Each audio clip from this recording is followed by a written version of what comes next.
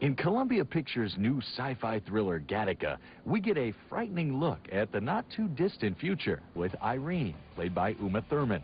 She is one of the designer humans, but was somehow born with one minor flaw and becomes obsessed by it. She doesn't have the laundry list of... What he embodies is someone who refuses to accept their limitations and thwarts them constantly, and has the courage and the audacity to do so. And she is someone who transforms during the piece, but who instead is completely daunted by every piece of limitation that is sent her way. And it quickly captivated everyone involved in the project. The elegance and beauty of Andrew's writing just jumped out at me, and it wasn't even initially necessarily something I would do.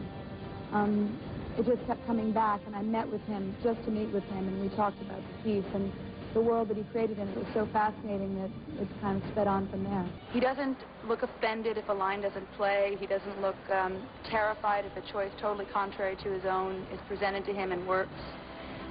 He's very free that way and creative, and one of the happiest directors I've ever worked for. It's kind of thrilling because there's the three of us, you know, the punks, and then the rest of the cast, you know, the most extraordinary people.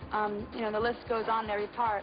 They not only liked the project, they also liked each other, on sets and off. Ethan Hawke and Thurman have been romantically linked for several months now, ever since they began filming Gattaca. Story about the triumph of the human spirit and the triumph of the will. It's simply about, if things keep going scientifically as they go, what might this world be like? And it's, you know, the main theory, you know, of the piece has to do with the conquering of the human gene, and that man starts to recreate man to solve man's fundamental problem, which is, you know, why are we such animals, and why do we cause all this trouble and have wars and kill? Of course, conquering the gene doesn't really take any of the problems of human nature away whatsoever to ensure that this is a really fun, you know, and seriously interesting thing to imagine.